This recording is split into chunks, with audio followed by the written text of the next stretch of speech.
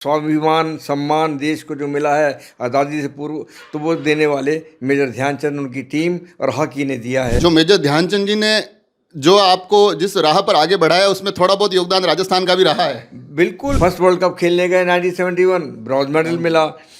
Olympic खेलने गए तो ब्रॉन्ज मेडल मिला। तो सेकेंड वर्ल्ड कप खेलने गए तो सिल्वर मेडल। अब ये सिल्वर, ब्रॉन्ज, सिल्वर मेडल। और जब मैं घर में लौटता था तो मेरे सामने वो 5 गोल्ड मेडल ओलंपिक के सामने नज़र आते थे, जो मेरे 3 मेरे पिता मेजर ध्यानचंद साहब के और 2 मेडल मेरे चाचा कैप्टन रूप सिंह साहब के। मुझे दुख होता था कि मैं खेल तो रहा हूँ लेकिन मैं वो मुकाम हासिल नहीं कर पा रहा। लौट कर आता था तो मैं अपने मेडल्स अपने घर में इनको दिखाता नहीं था, शर्म आती थी। रिकॉल करें 73 वर्ल्ड कप का एम्स्टर्डम का फाइनल मैच, हमारी टीम 2 गोल से जीत रही है और जीतते जीतते वो ड्रॉ होता है। ड्रॉ के बाद एक्स्ट्रा टाइम में हमको पेनल्टी स्ट्रोक मिलता है, वो भी हम मिस करते हैं। सोने का हमारे हाथ से स्लिप हो जाना, गोल्ड का, वो एक बहुत बड़ा सेटबैक था। मैं अकेला जाता हूँ वहाँ पर उस मेडल के पास और ट्रॉफी के पास, और उसको निहारता हूँ और वो अपना 73 का वर्ल्ड कप याद करता हूँ कि अरे ये तो हमारे हाथ से स्लिप हो गया, मिस हो गया। इसको दोबारा हासिल करने का अवसर हमें मिल रहा है। 18 तारीख को मर्डेका स्टेडियम में पहुँचता हूँ अकेला, मुझे खड़ा कर देते उसी मैदान पे जहाँ मैंने फाइनल मैच खेला था। सेकेंड हाफ में हम 1 गोल से डाउन थे।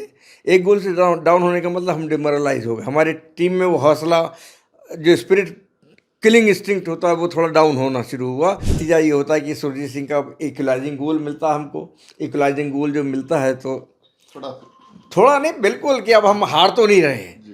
अभी तक हम हार रहे थे, अब वो हार जो है बराबरी पे खड़ी होगी। अब जो अच्छा खेलेगा वो जीतेगा। कि फिलिप्स उसको बॉल को पास करते हैं गोल पोस्ट के 7-8 गज पहले, और सलीम शेरवानी और अशोक कुमार और मेरे पास बॉल आ रही है, ट्रेवल करके पहुंच रही है।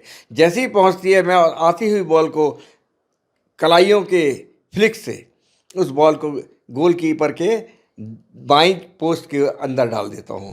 आप कमेंट्री की बात कर रहे हैं, मैं खुद भी इसलिए भी रोमांचित हो रहा हूँ थोड़ा, क्योंकि आप जिस तरीके से चीज़ों को बता रहे हैं मुझे थोड़ा कमेंट्री की तरफ भी लग रहा है, और दूसरा इसलिए भी ज़्यादा बढ़िया लग रहा है क्योंकि साक्षात उसी खिलाड़ी के मुंह से वो बात सुननी जिन्होंने भारत को उस वक्त विश्व विजेता बनाया। तो एक एक लम्हा मेरे सामने भी उतर रहा है। सेशन दे रहे होते हैं और ध्यानचंद से मिलते हैं, हाथ मिलाते हैं, तो हाथ मिलाते वक्त कहते हैं, ध्यान, गोल तो तुम ऐसे करते हो जैसे मैं क्रिकेट में रन बनाता हूँ। ये कंपटीशन तो मेरे पिता, मेरे चाचा से था कि मुझे उन जैसा बनना है। साल 1975 विश्व कप हॉकी का मुकाबला, भारत और पाकिस्तान आमने सामने, और लगभग वो फाइनल मुकाबला खत्म होने को होता है, 1-1 की बराबरी होती है, और इस बीच में भारत की तरफ से एक ऐसा गोल दागा जाता है जो भारत को विश्व विजेता बना देता है।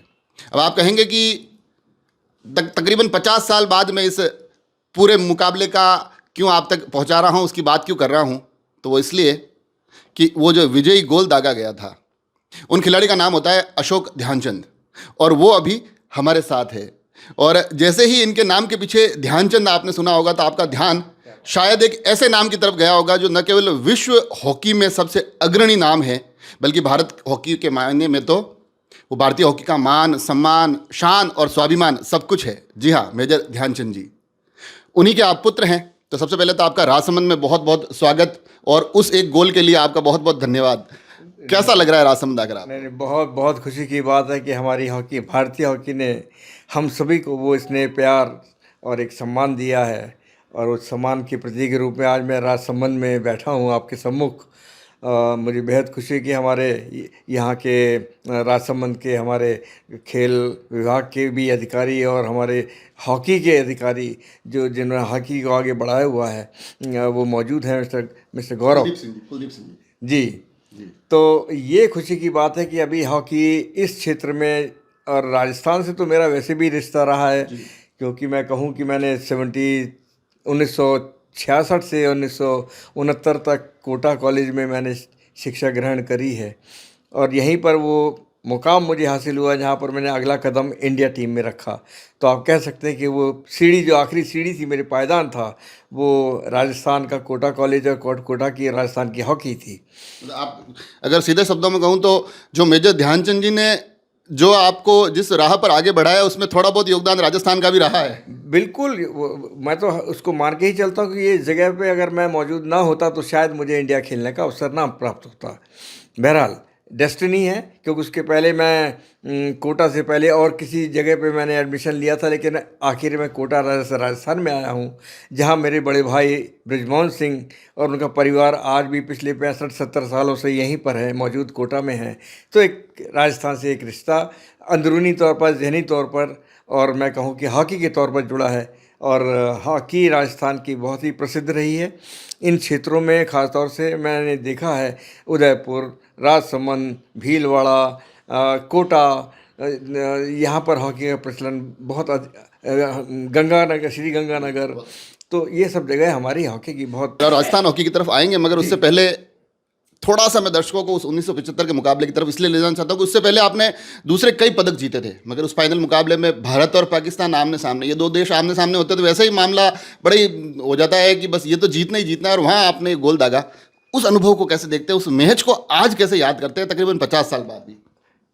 जी, अगर मैं जब आपने अभी कुछ पूर्व में ही कहा कि मेजर ध्यानचंद एक ऐसे शख्स का नाम, ऐसे हमारे महान खिलाड़ी का नाम रहा इस देश के अंदर, जिन्होंने हॉकी को उस वो मुकाम दिया, वो एक दर्जा हासिल करा, एक स्वाभिमान सम्मान देश को जो मिला है आज़ादी से पूर्व, तो वो देने वाले मेजर ध्यानचंद, उनकी टीम और हॉकी ने दिया है। तो इसका तो हमें गर्व फ़ख्र है।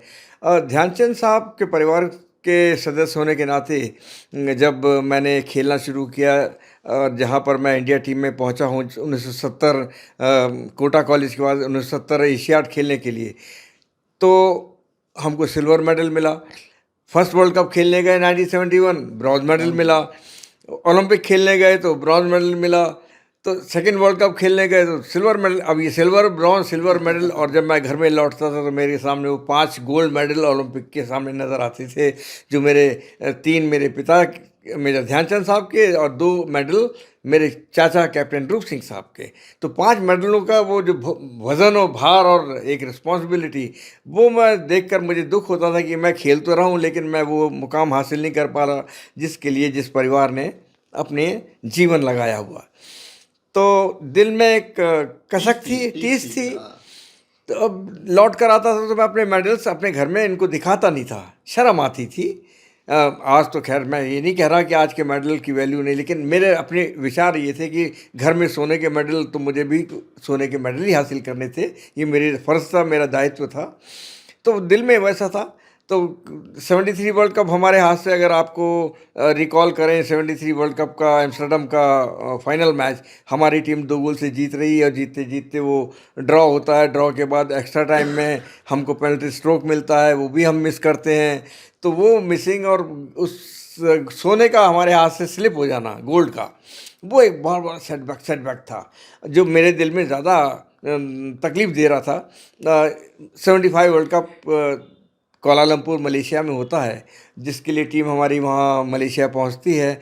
और जिस वक्त मलेशिया के होटल के लॉबी के अंदर से हम लोग अपनी चेक इन करने के लिए फॉर्म भर रहे होते हैं, तो मेरी नज़र सामने वार्डरोब में वर्ल्ड कप पे रखी हुई पड़ी होती, जो डिस्प्ले के लिए रखा हुआ था।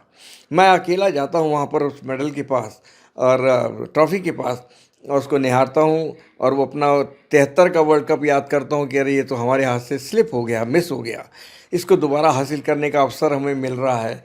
तो जो भी चीज़ें मैं कर सकता हूँ, जो भी मैंने सीखा है, जो भी मुझे सिखाया गया है, उसको मैं आज टूर्नामेंट में डिस्प्ले करूँगा, उसको खेलूँगा उसको मैं। तो ये एक प्रण, अपने से सेल्फ प्रण मैंने कमिटमेंट कराई है। तो ये अपनी मजबूती के लिए, अपने उस विल पावर के लिए, कि जब मैदान के अंदर वैसे क्षण आए जहाँ पर थोड़ा आपका हौसला डामाडोल होता है, तो वो हौसला डामाडोल ना हो और हम जीत सकें। और उसका असर वैसे ही होता है। मैच स्टार्ट होता है मलेशिया के मर्डिका स्टेडियम में। ये कहानी कहने से पहले मैं उस मर्डिका स्टेडियम की बात और जोड़ दूं कि मैं लकी और बड़ा खुशकिस्मत इंसान रहा हूँ, खिलाड़ी रहा हूँ, कि 50 साल के बाद मलेशिया की प्रेस ने, जो उस वक्त मौजूद थी वहाँ पर, मैच जिसने कवर किया था, उन्होंने मुझे उनके 50वें साल के अवसर पर, क्योंकि वो 3rd पोजीशन पे रहे थे मलेशिया, तो उन्होंने मुझे इनवाइट किया पिछले साल की अप्रैल की 17 तारीख को। 17 तारीख को मैं मर्डिका स्टेडियम में, 18 तारीख को मर्डिका स्टेडियम में पहुंचता हूँ अकेला, मुझे खड़ा कर देते उसी मैदान पे जहां मैंने फाइनल मैच खेला था। अब मैं उस 50 साल पहले के उस दृश्यों को संकलित कर रहा हूँ, जोड़ रहा हूँ, याद कर रहा हूँ कि कहाँ से बॉल मिली थी, किसने मुझे बॉल दी थी। हमारी टीम यहाँ खड़ी थी तो इस्लाउद्दीन कहाँ खड़ा था, तो वो गोलकीपर में सलीम शेरवानी गोल पोस्ट पे खड़े हुए पाकिस्तान के, और मुझे बॉल कहाँ से मिली और मैंने किस वक्त गोल किया। तो वो क्षण और चीज़ें मेरे को याद आई जब मेरे को 50 साल के बाद वहाँ जाने का और अकेले खड़े होने का मौका मिला उस ग्राउंड के ऊपर। तो मेरे लिए एक बहुत सुखद अनुभव ज़िंदगी का मैं कहूँ कि वो वर्ल्ड कप जिसका आप जिक्र कर रहे हैं और हम जिक्र कर रहे हैं, पूरा भारत जिक्र करता है, तो वो क्षण और पल मुझे याद आए। तो और मैं इस बात को यूं भी लेके चलता हूं कि टीम में कोई भी खिलाड़ी जब खेलता है तो टीम के लिए गोल होता है। टीम जो है वो भारत देश की थी, तो भारत देश ने गोल किया। गोल की बात आप कर रहे हैं, मुझे थोड़ा सा उस मैच के बारे में जो मैंने जानकारी जुटाई, पहला गोल पाकिस्तान करता है, पहला गोल पाकिस्तान 17वें मिनट में पहला गोल आ जाता है। 44वां मिनट होता है तब भारत की तरफ से गोल आता है बराबरी का, वो सुरजीत सिंह जी वो गोल करते हैं, बिल्कुल। और उसके बाद क्योंकि हॉकी का मुकाबला 60 मिनट का होता है, 51वें मिनट में आपका गोल आता है, तो आपको उस वक्त क्या अनुभूति रही? 70 मिनट का होता है। हाँ, 70 मिनट का होता है और 51वें मिनट में आपका गोल आता है। तो मात्र उस 15 मिनट पहले मैच जीतने से 15-16 मिनट आपकी जानकारी के लिए मैं आपको दाद देता हूँ इस बात के लिए कि आपके अंदर वो चीज़ पूरी मौजूद है जो एक होना चाहिए, और आप बिल्कुल सिलसिलेवार उस चीज़ को पूछ रहे हैं। तो लेट सुरजीत सिंह का सेकेंड हाफ में हम एक गोल से डाउन थे। एक गोल से डाउन होने का मतलब हम डिमोरलाइज हो गए। हमारी टीम में वो हौसला, जो स्पिरिट, किलिंग इंस्टिंक्ट होता है, वो थोड़ा डाउन होना शुरू हुआ कि एक गोल से हम डाउन हो गए। फर्स्ट हाफ हमारा वैसे ही निकलता है 35 मिनट। सेकेंड हाफ हमारा शुरू होता है। शुरू होने से पहले इंटरवल में मैं सब खिलाड़ियों हम इकट्ठे होते हैं, तो मैं सबसे बात करता हूं कि ये हमारे लिए जो हमने कुछ करा, यही 35 मिनट है हमारे पास में, और हम कुछ करना चाहें तो इसमें कर सकते हैं, और हम करेंगे। हम सिर्फ हौसला बढ़ाने रखें। नतीजा ये होता है कि सुरजीत सिंह का इक्वलाइजिंग गोल मिलता है हमको। इक्वलाइजिंग गोल जो मिलता है तो थोड़ा नहीं, बिल्कुल कि अब हम हार तो नहीं रहे। अभी तक हम हार रहे थे, अब वो हार जो है बराबरी पे खड़ी होगी। अब जो अच्छा खेलेगा वो जीतेगा।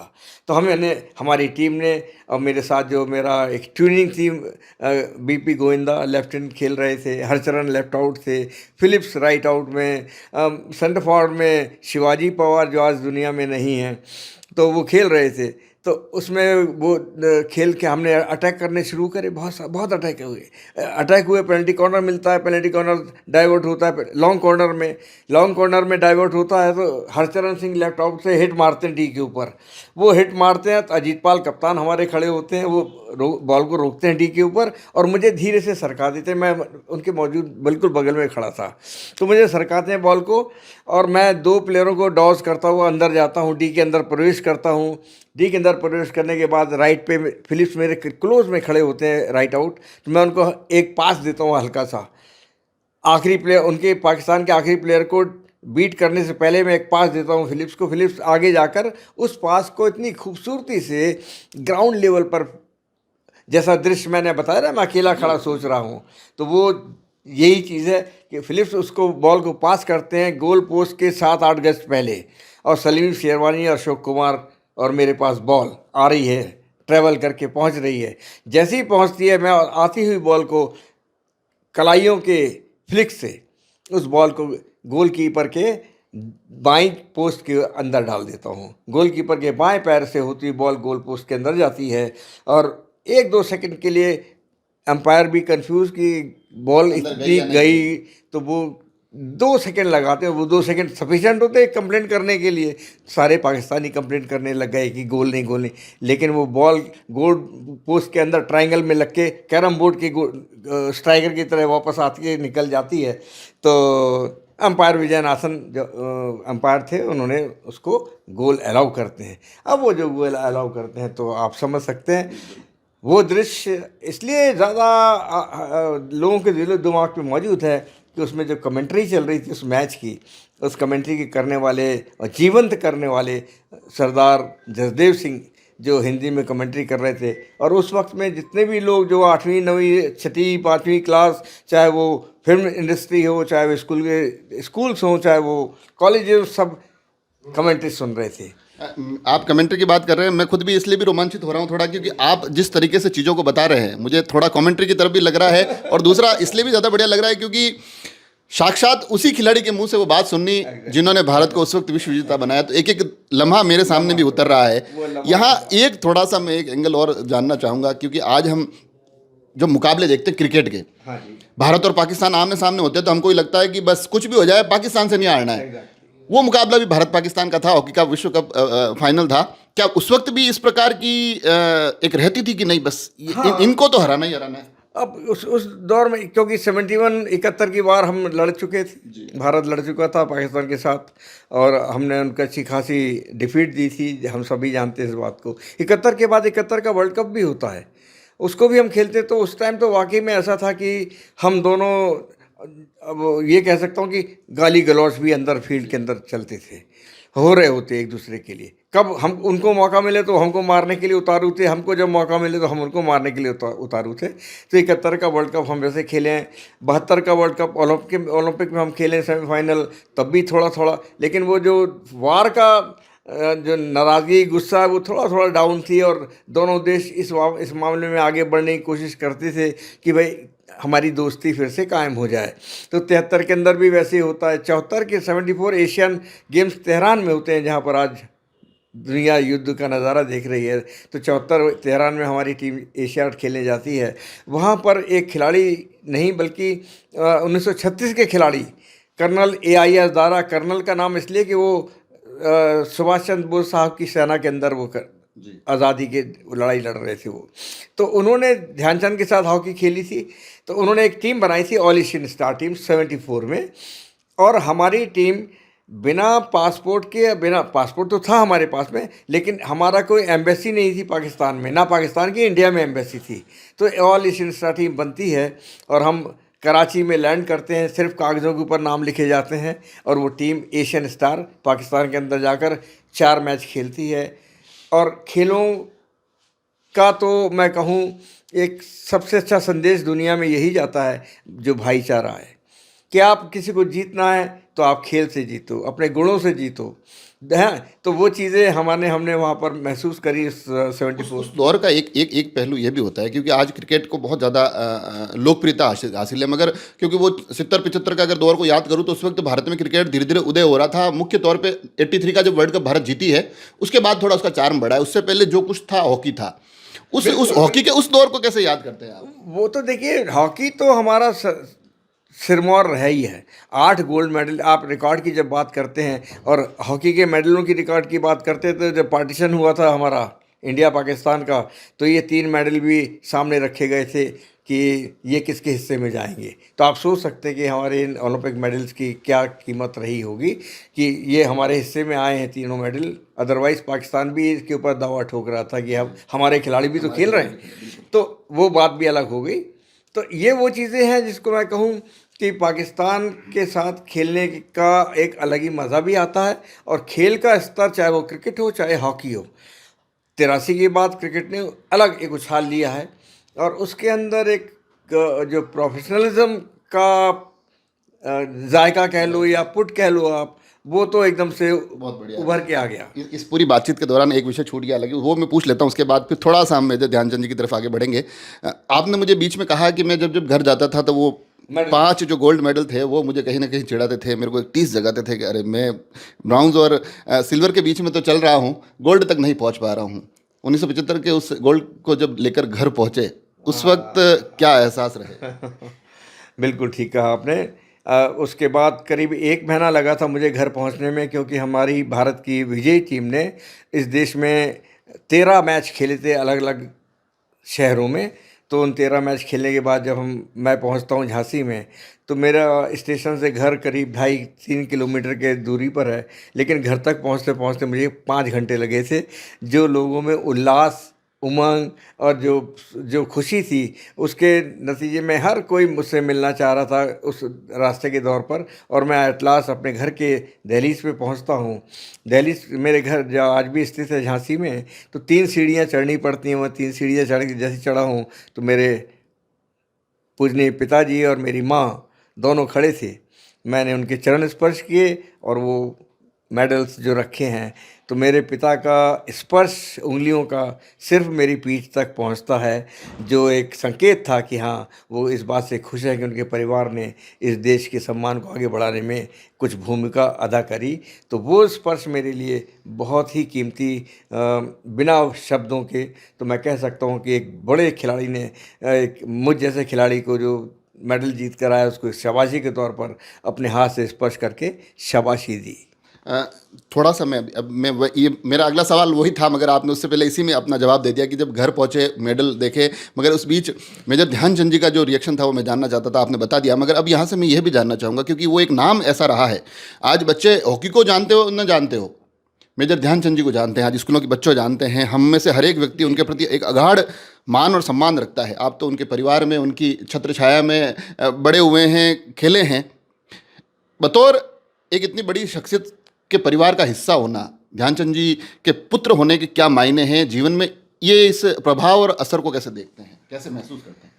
शुरुआती दौर में जब मैं बचपन से हॉकी खेलना शुरू किया, हमारे परिवार के और भी सदस्यों ने खेलना शुरू किया, तो ध्यानचंद साहब ने हम लोगों को खेलने से रोका था कि आप खेल में अपना टाइम बर्बाद ना करें, पढ़ाई लिखाई में करें। वो एक कैरियर है जहाँ पर आपको नौकरी मिल सकती है पढ़ने लिखने के बाद।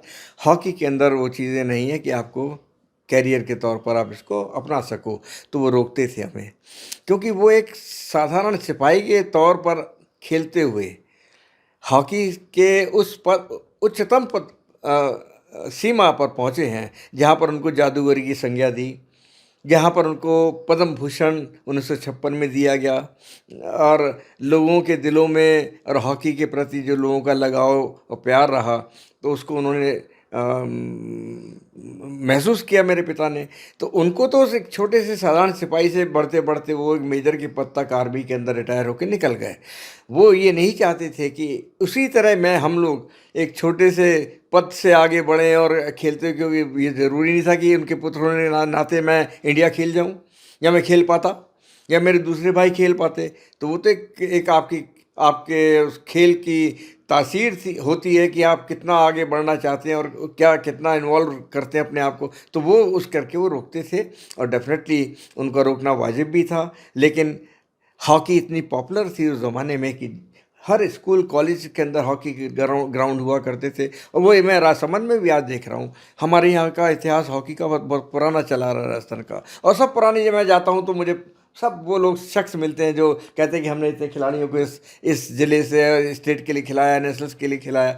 तो ये हॉकी का वो इम्पैक्ट है और रहा है जो आज भी मौजूद है। हाँ, ये ज़रूर है कि आज हमारी हॉकी जो है एस्ट्रोटर्फ पर आ गई है। एस्ट्रोटर्फ एक ऐसी चीज़ है जिसको मैं उस ग्राउंड से, जहाँ पर जादूगर बनते थे और दिखते थे जादूगर खेलते हुए, तो उस खेल में और इस खेल में अंतर तो है।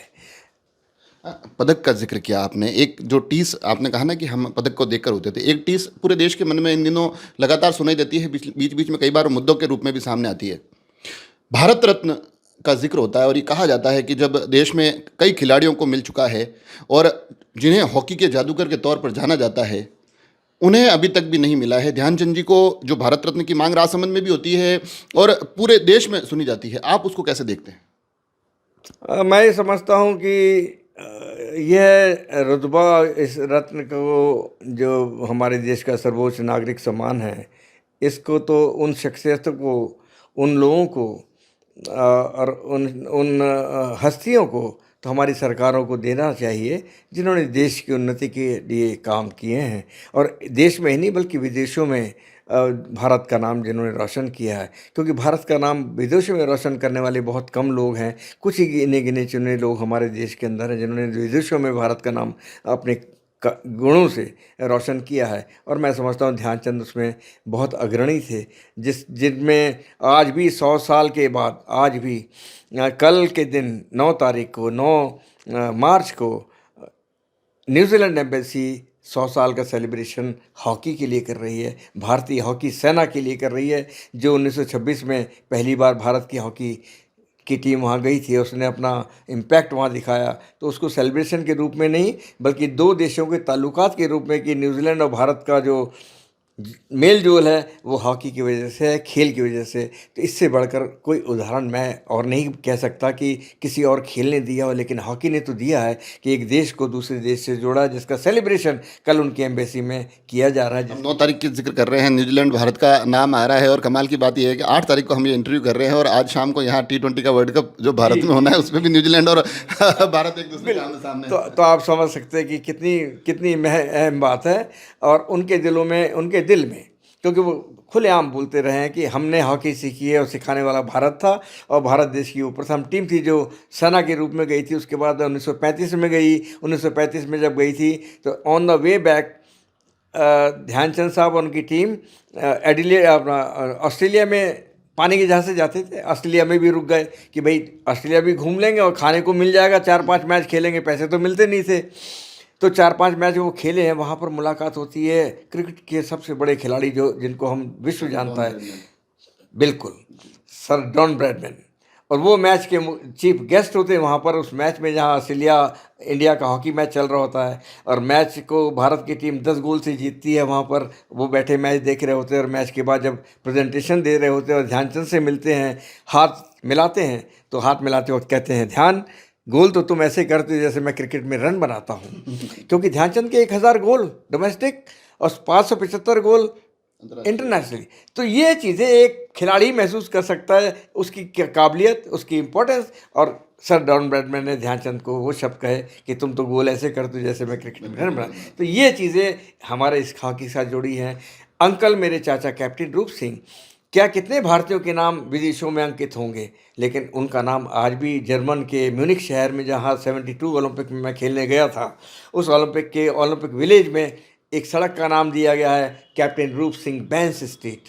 तो कितने गर्व होता है हमको इस बात का कि हम तो उस परिवार के सदस्य हैं, लेकिन इस देश के नाम को और देश के सम्मान को उन लोगों ने विदेशों में कायम किया। पूरे विश्व में कोने कोने में अंतर्राष्ट्रीय स्तर की आपने बात की, इतिहास के उन झरोकों से हॉकी की सफलताओं का जिक्र किया, मेडल की भी यात्राएं देखी मैंने, मेरी आंखों के सामने भी सारे गोल्ड, ब्राउन्ज और सिल्वर तैर रहे थे। मगर स्थितियाँ अब थोड़ी हॉकी की देश में भी बदल गई और थोड़ा सा मैं राजसमंद का इसमें आखिरी में आते आते ये ज़रूर जिक्र करना चाहूँगा क्योंकि राजसमंद भी एक समय में बतौर हॉकी के खिलाड़ियों एक बड़ी अच्छी पहचान रखता था। हमारे यहाँ के कई खिलाड़ी, जिनमें श्याम जी है, जो कई अलग अलग खिलाड़ी हैं जो कि बाकायदा मेजर ध्यानचंद जी के साथ कई प्रशिक्षण शिविर में अलग अलग जगहों पर खेलते दिखाई दिए हैं। मगर समय के साथ अब ऐसा लगता है कि राजसमंद में भी हॉकी अब उतनी लोकप्रिय नहीं रही, लोगों का इतना रुझान नहीं रहा। हालांकि अब आप जब आए हैं, 2 दिन से यहाँ हैं, हमारा जो नया ग्राउंड बना है वो भी देखा है, तो उसके बाद क्या उम्मीदें आपको लगती है कि कहीं ना कहीं राजसमंद पुनः उन पुरानी राहों की तरफ बढ़ेगा? जी देखिए, सबसे पहले मैं जिक्र करना चाहूँगा कि हॉकी के उस वर्चस्व को ख़राब करने के लिए जो हमारे भारत ने हासिल किए थे, एक पॉलिसी बनाई गई इंटरनेशनल तरीके पर कि जिसको ओरिजिनल ग्राउंड से हटाकर टर्फ के रूप में शामिल करने का निर्णय लिया गया। और आपको याद हो तो 76 ओलंपिक में हम लोग खेलने गए थे, जहाँ पर हम लकड़ी की हॉकी से पहली बार खेले, लेदर की बॉल से उस टर्फ के ऊपर खेले थे। बॉल चलना मुश्किल था, बॉल को लेकर बॉल हैवी हो गई, हमारी टीम वहाँ पर 6ठे पोजीशन पे आई थी पोजीशन में। तो वो डाउनफॉल किसकी वजह से हुआ था? इस टर्फ की वजह से। क्या भारत की हॉकी उस नेचुरल ग्रास के ऊपर, जहाँ पर एक सिलसिलेवार चली आ रही थी, उसको छेड़खानी करके हटाया गया कि भारत देश के अंदर इतने महंगे ग्राउंड को लगाना मुश्किल होगा। ये महंगा ग्राउंड आज भी हमारे लिए महंगा ही है। अगर आप इसको रिकॉल करें और समझने की कोशिश करें तो बताइए कि राजसमंद में इतने सालों में कितने खिलाड़ी निकल पाए, क्योंकि टर्फ में खेलना अलग हॉकी है और अपने नेचुरल ग्रास पे खेलना, जहाँ पर कभी भी किसी स्कूल में छोटे से मैदान पे खेल लो, सड़क पे खेल लो, कमरे में अपनी ड्रिबलिंग कर लो, लेकिन उस ग्राउंड पे खेलने के लिए तो आपको उस टर्फ के ऊपर ही खेलना पड़ेगा।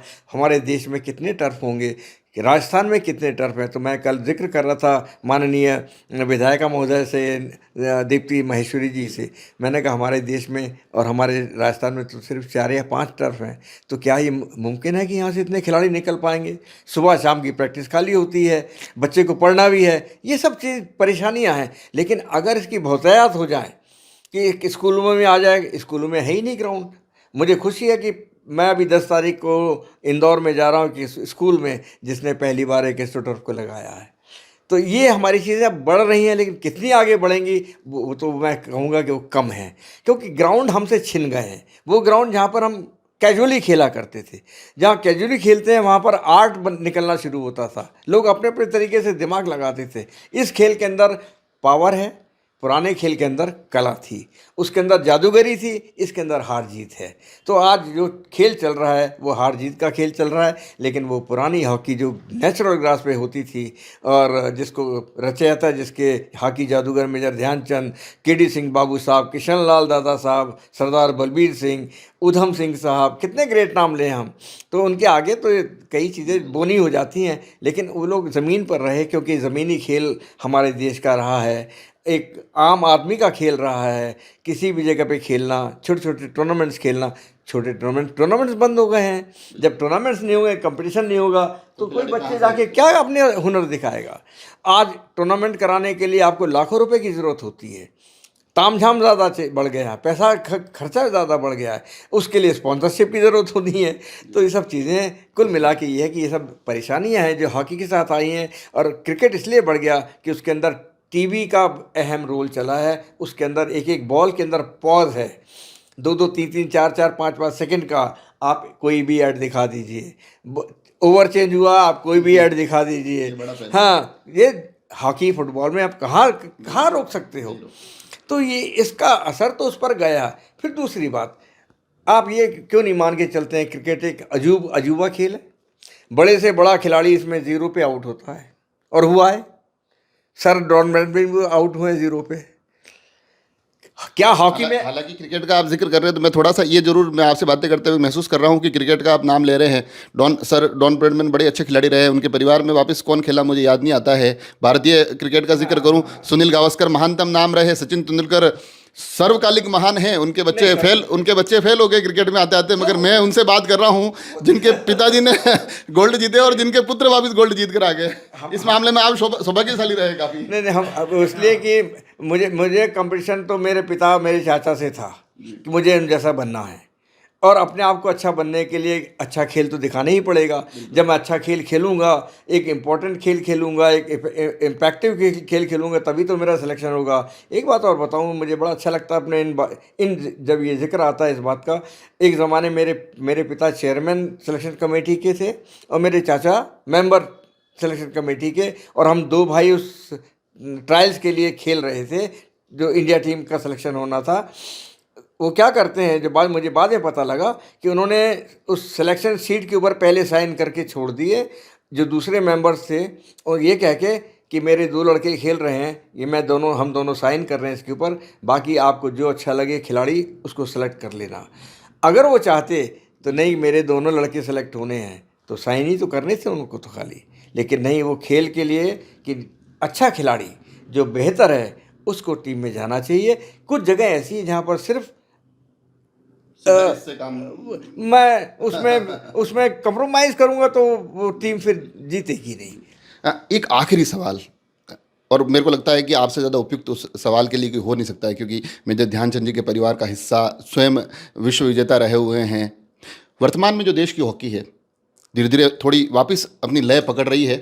ऐसे में आज की हॉकी में आपका सबसे फेवरेट खिलाड़ी कौन है कि हाँ ये मेरा सबसे पसंदीदा खिलाड़ी है? मैं चाहता हूँ कि आप वो जरूर बताएं। नहीं, देखिए, फिर वही बात, मैं लौट कर वहीं आता हूँ। मेरे सामने से आप भी बैठे हैं कि पुराने ज़माने में अच्छे खिलाड़ी की पहचान ग्राउंड के ऊपर 2 मिनट में हो जाती थी। आज इस ग्राउंड के ऊपर अच्छा खिलाड़ी वो है जो गोल करता है। तो वो चीज़ें ख़त्म हो गई हैं, वो मैनोरिंग ख़त्म हो गई, वो आपकी स्कीम्स ख़त्म हो गई, वो आपके मूवमेंट्स ख़त्म हो गए जो आपको रोमांचित करते थे ग्राउंड के ऊपर, ग्राउंड की हमारी नेचुरल ग्राउंड्स के ऊपर। आज इसके अंदर हॉकी हम दूसरे लिहाज से खेल रहे हैं। तो मैं ये कहूँ कि एक दिन में दूसरा मेरा बेस्ट प्लेयर है तो दूसरा बेस्ट प्लेयर है, लेकिन उस ग्राउंड के ऊपर जो बेस्ट प्लेयर था वो तो बेस्ट प्लेयर होता ही था, और अलग से निखर के और सामने आ जाता था। लोग देखकर वाह वाह करते थे, रोमांचित होते थे, खड़े हो जाते थे उसके मोमेंट पर। तो खेलते सब अच्छा है। और आपने अच्छा कहा कि हमने पिछले 2 ओलंपिक्स में back to back bronze medal लिए हैं। हमारी टीम को सरकार ने, हॉकी को सरकार ने संजो के रखा कि 41 साल के बाद 40-41 साल के बाद हमको ब्रॉन्ज मेडल मिला ओलंपिक के अंदर, लेकिन इसको हटाने की कोशिश नहीं की कि इसको हटाओगे कि इसको हम जीत नहीं रहे हैं। फिर भी हम भरोसे पे रहे, हमारे अंदर उम्मीद रही, देश के सरकार ने उसमें हेल्प करी, स्पोर्ट्स अथॉरिटी ऑफ इंडिया ने हेल्प करी, हमारे दूसरे खेल विभागों ने हेल्प करी कि हॉकी को चलाते रहे। और उसका नतीजा ये हो कि पिछले ओलंपिक्स में हमने बैक टू बैक लिए हैं।